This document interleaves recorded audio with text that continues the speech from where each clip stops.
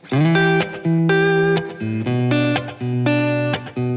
back to the Minor League Podcast. I'm your host, Savannah Robinson, here again with my co-host, Blu Robinson. Hey, Savannah. What do you think of our new location to be recording today? It's kind of nice. We're just out and about, so... Running some errands. Thought we might grab some of our thoughts we're having. And instead of trying to recreate this later, I thought, let's just do it now. Huh? Yeah, we had some good conversations this morning, so we decided we should just whip out the mic and start recording. So, if you hear some background noises, it's just the cars passing doing their Saturday stuff too, right? Oh, yeah. So, Savannah, tell the listeners a little bit about what we were talking about and what the topic's going to be today. So this morning we were talking about parent and child relationships, apologizing to a child or a child apologizing to an adult. So, you and I have been down this road a few times, haven't we? Oh, yeah, it has to have. It's kind of a funny thing. I think that there's times when we've had disagreements or we've had arguments or we've had situations arise that has caused tempers to start to flare, right? Yeah. And we always like to kind of liken all this stuff to Matilda, right? Oh, the show all Matilda, the right? time. If you guys haven't seen Matilda lately, it's time to go back and revisit it.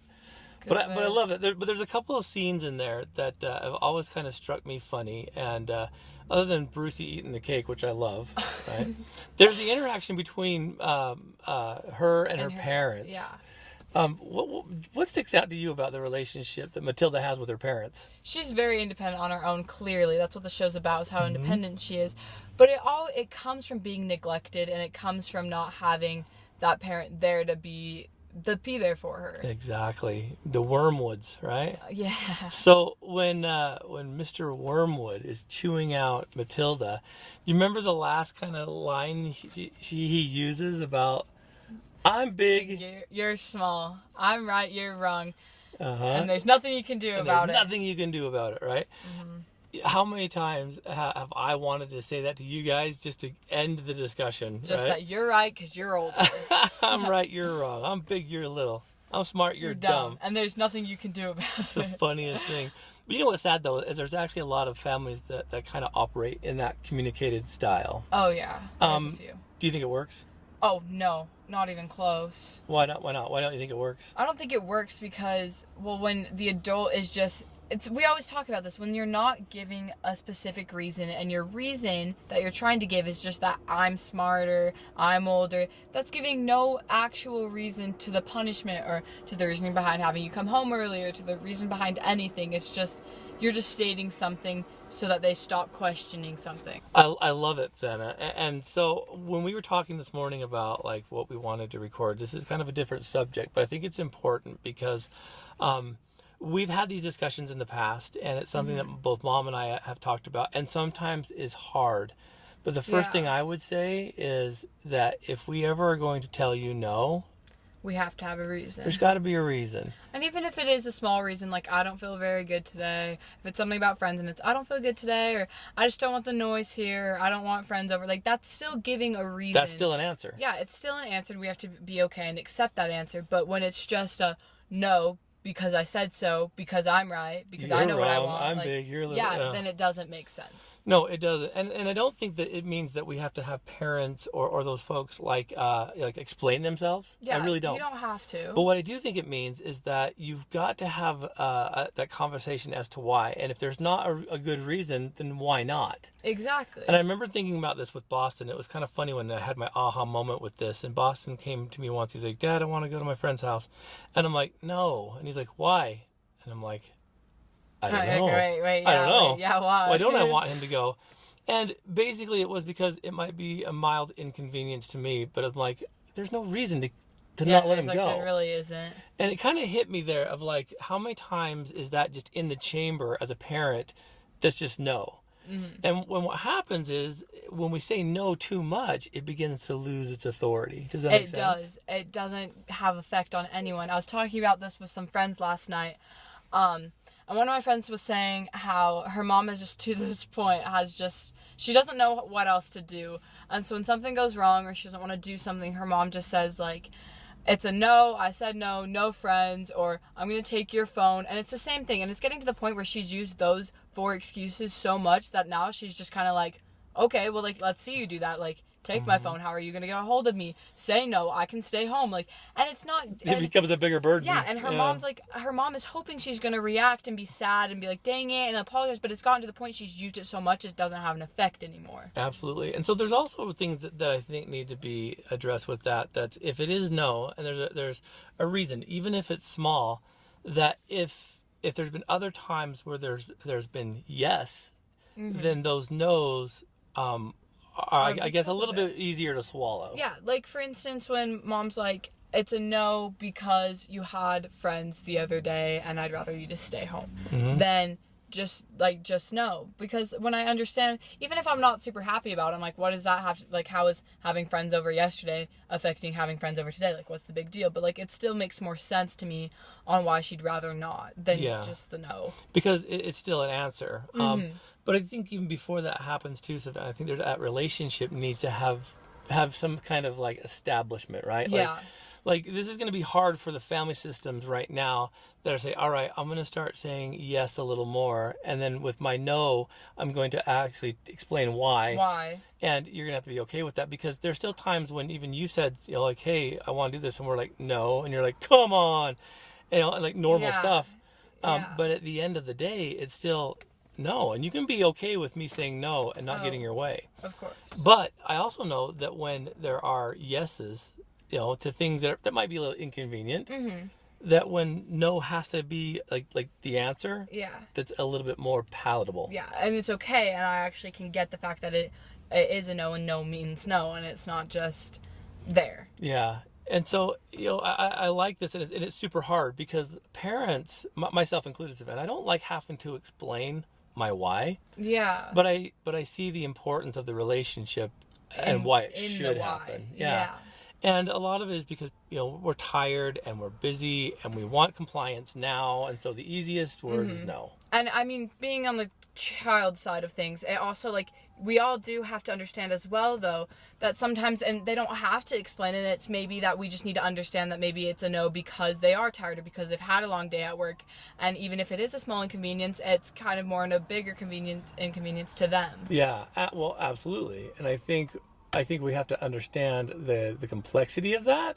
And some of this has had to come with practice. And I think that, practice makes permanent. It doesn't make perfect. Yeah. And we always say practice, like, it makes things better, but it doesn't make it perfect.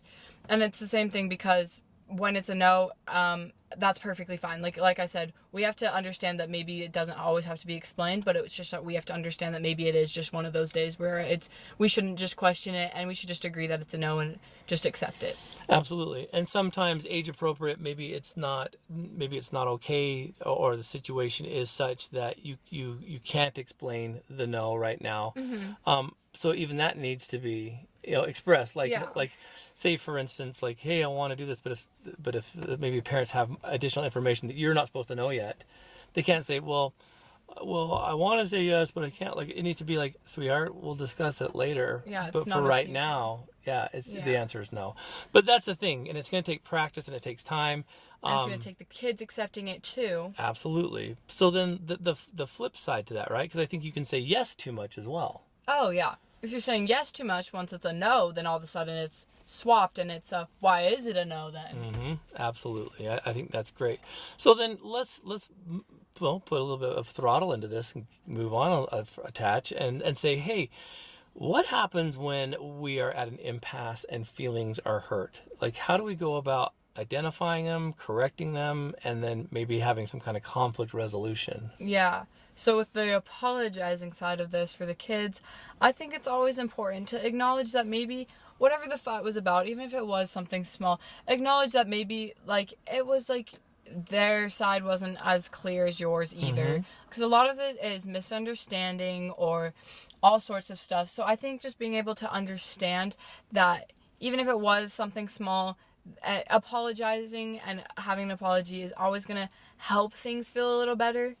Like, always. We always do that with us. Absolutely. Can I share the story about apologizing to your kids? Because that's super hard. Yeah. Apologizing to your kids from a parent's standpoint is not as easy as you might think.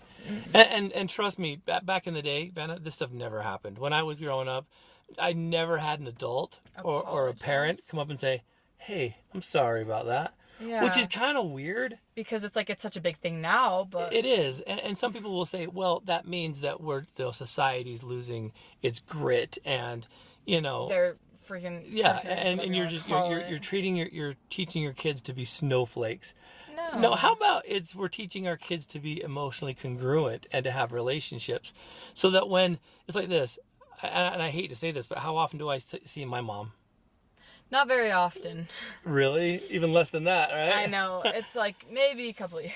And part of the reason why is we don't have a relationship is because it was always based off of like sadness and guilt and frustration and, and harm. Mm-hmm. And I'm like, it sucks that you guys don't get to have a relationship with her because she chooses out. Yeah, she chooses not to. And so I look at this family system we're in, and I'm thinking, I don't want our relationship to ever drift. I mean, don't get me wrong. There's gonna be a time when you're gonna have your own family and your own stuff, and you won't be hanging out with us as much, obviously. Yeah. But you'll know that we love you, and we'll so know we can still come to you. Yeah, and so apologizing to kids isn't about making them snowflakes or toughen up. Back in the day when I was growing up, it's because our parents had no idea how to do that because they weren't raised that way either. Yeah. But I wanted a better relationship with you guys that I didn't have. And so one of the things I thought was pretty interesting, and both these stories have to do with Boston for some reason, and it's kind of funny. The first one, I'm going to skip that one for a second time. The one that was probably most profound was it was Father's Day several years ago. And it was when I was the bishop. Yes. And if you remember, we were going to all go home together. I canceled all my meetings after church so that I could come home. And as you guys rushed into the bishop's office to get your suckers before we left, someone made the proclamation: boys go with dad, girls go with mom. Yeah. Right. And so I remember we gathered all of our stuff up. I'm shutting my office door, and as I look up, I see you and Brooklyn and Mom hit the corner. So I barely glimpsed you guys. Yeah. Because you just went around the corner. I couldn't see you. And I had Camden with me. Yeah. And so I'm looking around. I can't see Boston. So I automatically assume Boss is with you guys. So we all pile in the car. We drive home. We don't live that far away from the church. I think it's like a half mile away, which isn't very far, right? Yeah. And so, Vanna. So we go in there and we're sitting down and everyone's getting ready to have Father's Day, and all of a sudden I realize it's way too quiet here. Right? I'm like, 1, 2, 3, where's the fourth? Right? And I remember saying, Mom, Marissa, where's Boston? And she's like, I don't know, you have him. Yeah, he was with you. I'm like, I didn't have him. I saw him with you. Yeah, and oh my gosh, Vanna, I remember just panicking, which is kind of funny. Because, it's church. Yeah. What's the worst that could happen? I know. He was at the church with most of our, so anyway. I remember freaking out that he's not with us. But knowing in the back of my head it was my responsibility, right? Yeah. So I grab the keys, I jump in the car, I go flying out the driveway. I remember just, driving down Center Street, staring at the sidewalk, so I didn't want to miss him. And as I turn the corner by our church, I look up and I see this little defeated Boston. Oh man, it makes me so sad to think about it. He's carrying his scriptures and he's walking out the door with his head down. And oh my gosh, Vanna. So I pull up in the parking lot, I honk at him so he can look up and see me. Yeah. And I pull in and I jump out of the truck and immediately I start yelling at him. Aww. I'm like, what are you doing? Where were you? Yeah. And then he starts to cry. He's like, I was sitting right there. I'm like, you were not sitting right there by my office. I'm like, I looked at you. And he's like, I was there. And then it hit me as I was yelling at him. And it hit me. It's like, be careful, man. That's your son. Yeah. And it's your fault, Blue. It doesn't matter if he was gone. You were supposed to have him. It's your fault. So watch your mouth. I remember feeling that very, very deep. And I'm like, Boston, I am so sorry. I mean, because getting left behind as a family. I mean, even though he could have walked it. Yeah, that's but so oh my sad. Gosh, man! And I'm like, Boston, I'm sorry. Because not only did I not believe him, I was yelling at him, but then, I mean, I didn't see him. So why didn't I see him? So does that make sense? And so I remember kind of neglected oh him. My gosh, yeah, I remember just apologizing and saying, buddy, I'm so sorry. Now, on Father's Day, Savannah. Yeah. We get home and and we talk a little bit about it, and I joke, I say, hey, boss, remember the time that I We left you you at the church. and we still kind of joke about it now. But man, that was hard, because I remember my first impulse, Vanna, was to be pissed. Was just to be mad at him. So why do you think parents do that? Why do you think they're like, when things like that happen, their first thing is anger? I do that still too. Like they'll be in situations where like it literally won't even be something bad, and I'll just start yelling at you or mom. And I get super pissed off, and I go to my room, and then after I'm in my room, like, what was that about? I was like, there was no reason. I was like, there's so many other ways I could have handled that.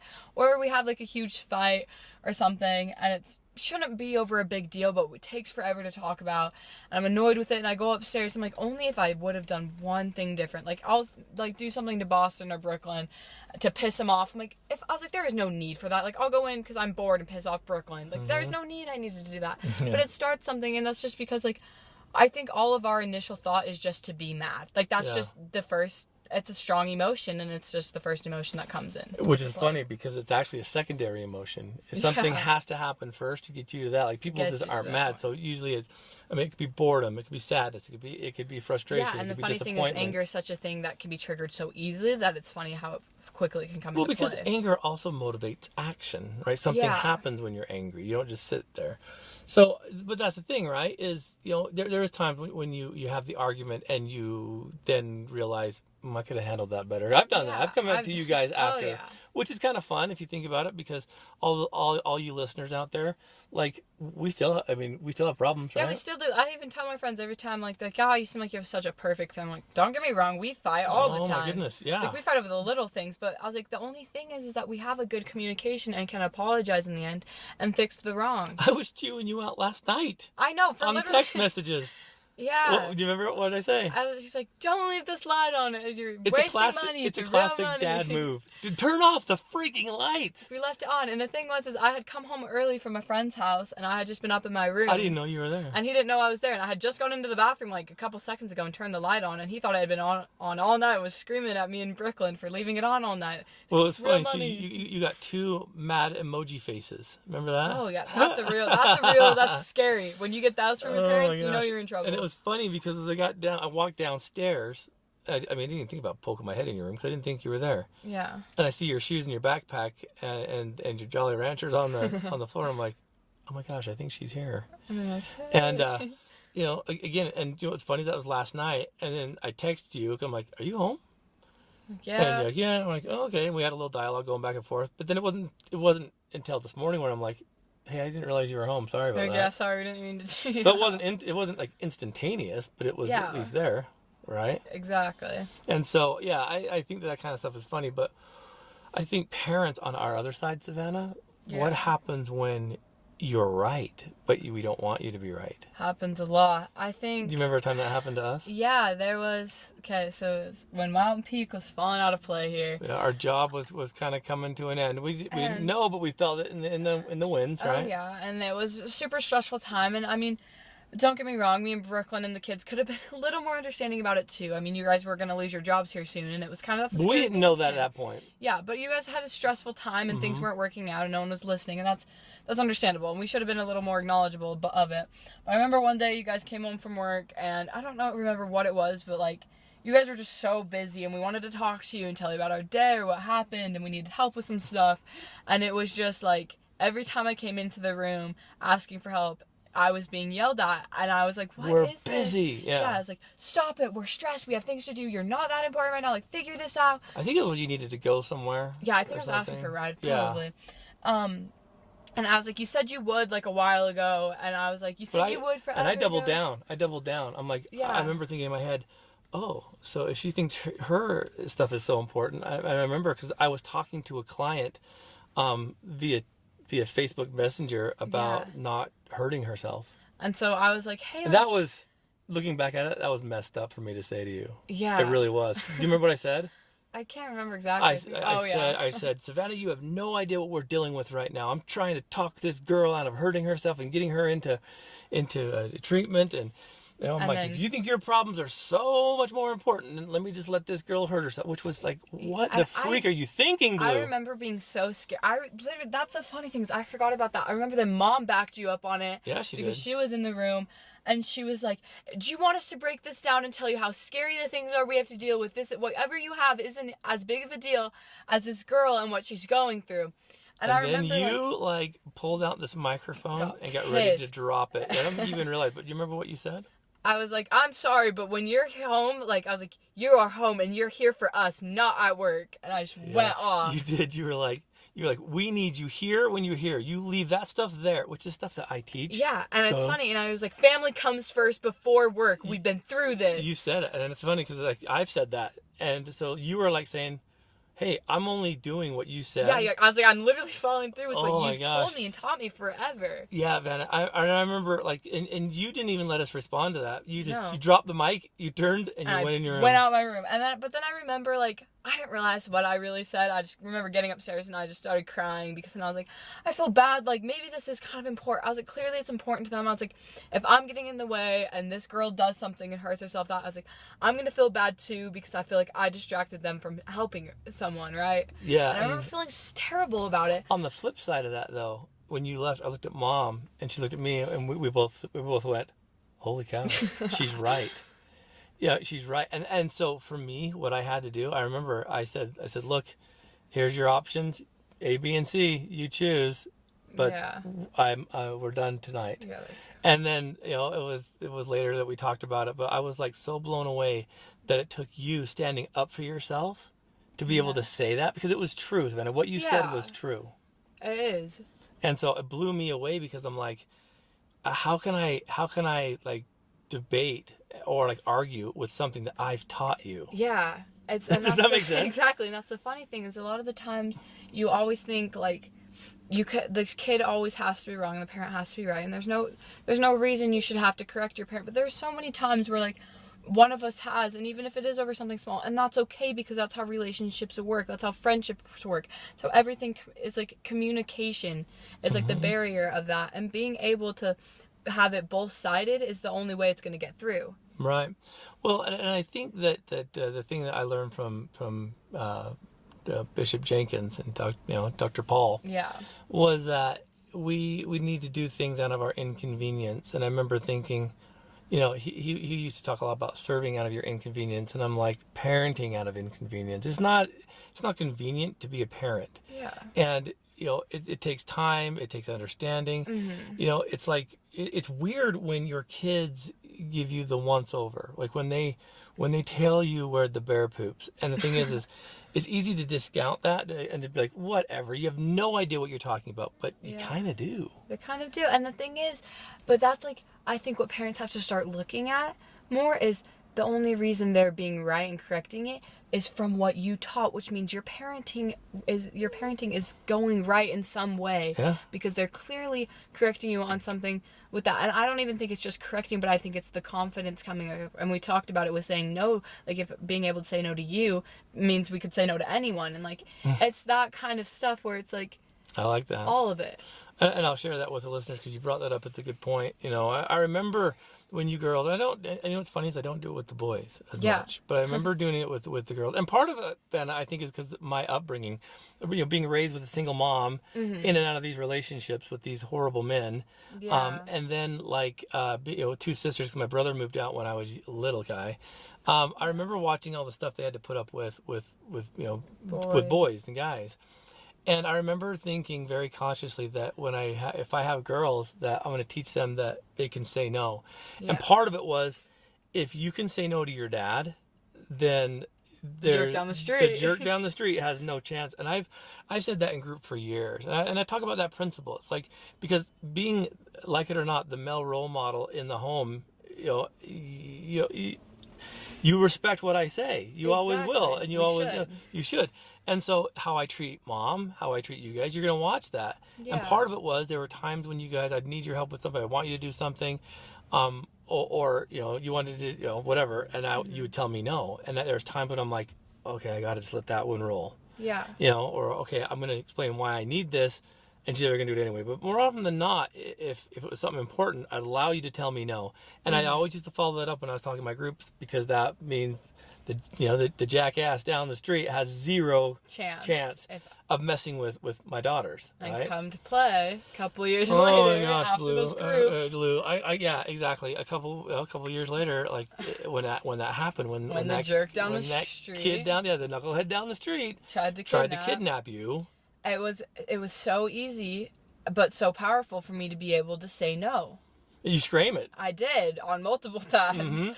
And you do what you had to, and I thought, holy cow! If I would have, I mean, who'd have thought, Vanna? I mean, I really did use that more just kind of as a confidence thing, but to actually have it come into play blew my mind. And seeing you teaching that for so long, but to see it actually happen, and not only with you, but with someone finally. Well, because the other part of that coin too, though, is with you being able to do that and stand up for yourself. It sounds kind of funny, but you don't need mom and dad as much. Mm-mm. And so when you need us, you really need us. Yeah. When we went to court for that situation, and you were there, and the judge was like blown away that you were there. We don't usually have the kids in the same room as the predator. Yeah. And I remember he called you a victim, and you're like, I'm not a victim. I was like, I'm sorry, but I don't like being called a victim. I remember the judge's face. He was like, whoa. And he remember he had to explain why he felt bad, so he had to explain why he had to call me the victim. He's like, I'm so sorry, but in legal reasons, I have to refer to this. He's like, you're definitely not, but... I loved it. And I don't think he's ever probably had that conversation with a kid. No, and Does it's that funny make sense? because I was 12 at the time, and being 12, yelling at a judge in court telling him not to call me a victim is a whole new thing. I loved it, Vanna, because I was sitting on that back seat and just blown away. But the other part too, though, is that you showed mercy as well. Yeah. I mean, you got up there when he said, "Do you want to say anything?" I didn't think you would. Oh yeah, I was quick to stand up. Yep. I just listened to the kid's mom rant for a half an hour. Exactly. It's I was ready to get. So here's the difference, right?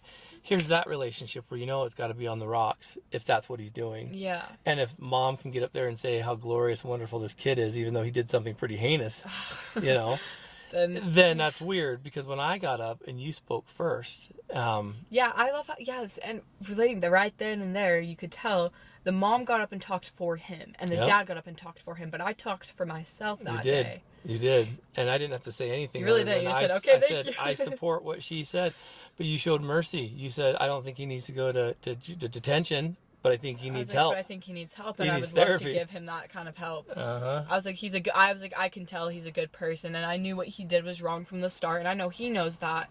And I was like, it's very good I think it'll be good for him to understand where it's coming from and how to deal with this kind of stuff now too. Absolutely. And that blew me away, because what that relationship has done with the way that we interact with you, with the family, it's for those kind of experiences, so that you have what you need to succeed. Yeah. And if you succeed or if you fail, you're right.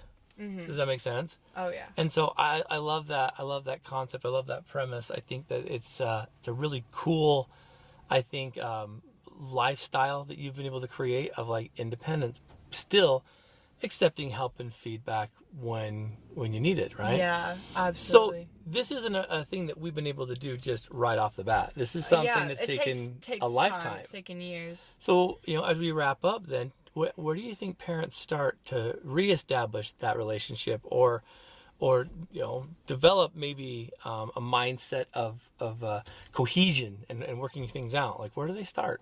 I think they start with talking with the kid, communication. Breaking that first barrier is probably the most important thing. Mm-hmm.